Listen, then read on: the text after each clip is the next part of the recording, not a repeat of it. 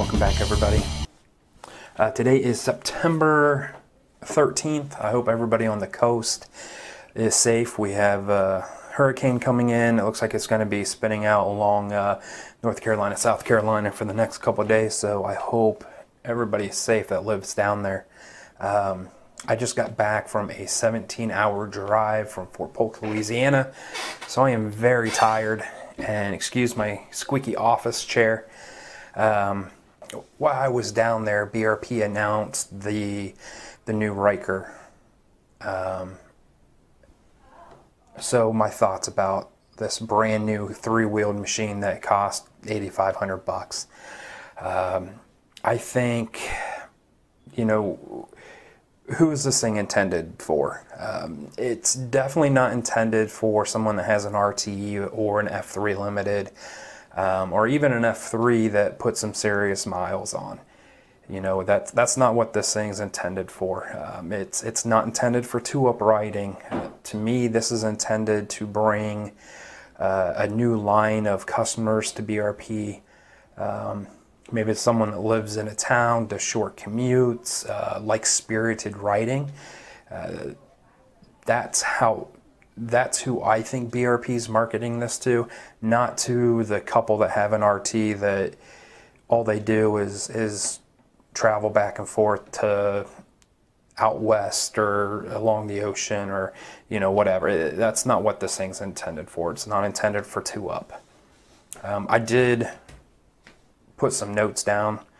What do I think about the new Ryker? Number one, it's hard for me to say. I'm not quite sure about the name. The looks, I don't know if I like it or not, but to be honest with you, I didn't like the F3 when I first saw it either. And now I have one and I think it's absolutely beautiful. What are the things I don't like about this thing is it has a CVT transmission. Oh, there goes my phone. We're going to put that on my lap. It has a CVT transmission, and it works off of a belt. And I know with side-by-sides, what kills that belt is heat. So the longevity of that belt I'm kind of worried about. They're all automatic transmissions. Could take some of the fun out of it. But if you look out there now, I mean, how many of us have a standard shift transmission on their Spyder? A lot of them are either the SE5 or the SE6. So I think the biggest concern that I have would be that drive belt. You know, how is this thing going to hold up once it has 20,000, 30,000, or 40,000 miles on it? So what I do like about this thing, I like that it's very sporty looking. It's low to the ground. They even talked about the center of gravity is very low in this thing, so it should handle better than any other Spyder out there. I do like that it is one-up. I mean, they talk about this thing is designed for one-up riding. Not like the F3 where that thing should have been designed for two-up riding. This thing is designed for a single rider, and I love the look. Kind of looks like a bobber in the rear, you know, with the single solo seat. I love that. I love that they gave it storage options. You can get a top case. You can get the shad saddlebags. I think they're smaller than what you can get on the F3, but I have the shad bags and I absolutely love them. It looks like they have two models. They have the regular Ryker, and you have two engine choices. You have a 600cc and you have a 900cc.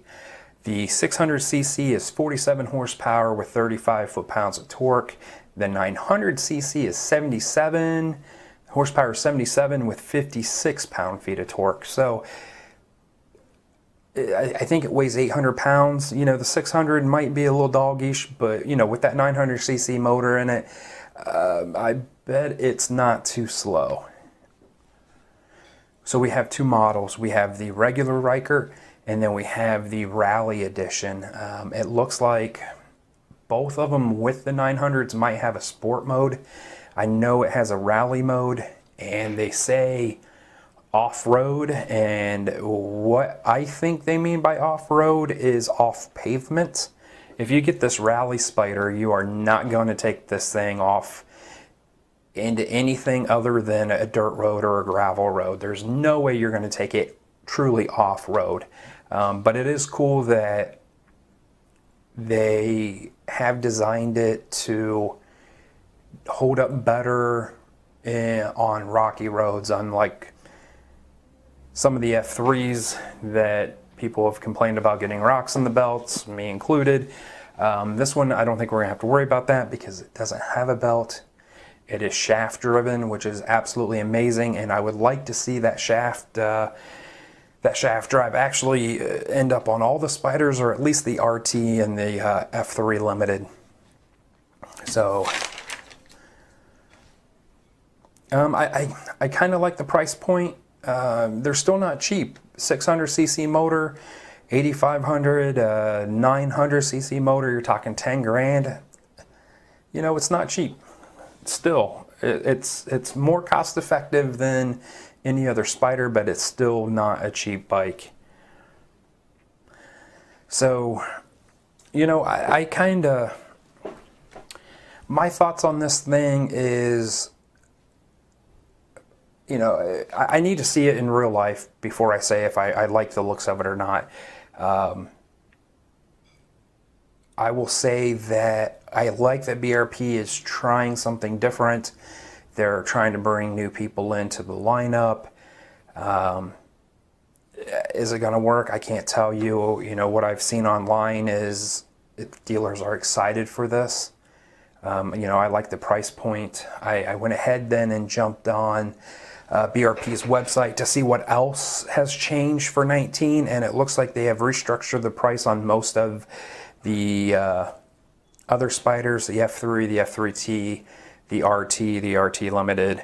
So I like that they've restructured the price. It looks like you can get an F3T now $4,000 or $5,000 cheaper than you could the current model, which is good. I also noticed that you can no longer get the SM6 transmission. That's the standard transmission with the clutch on the bars on anything except for the F3 and the F3S. The F3T, the F3 Limited, and all the RTs look like they're only going to have the SE6 transmission.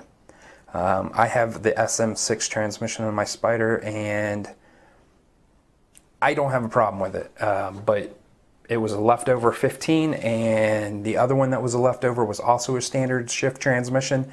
So if BRP is not selling them, why are they going to make them? That only makes sense. And I think that is about it.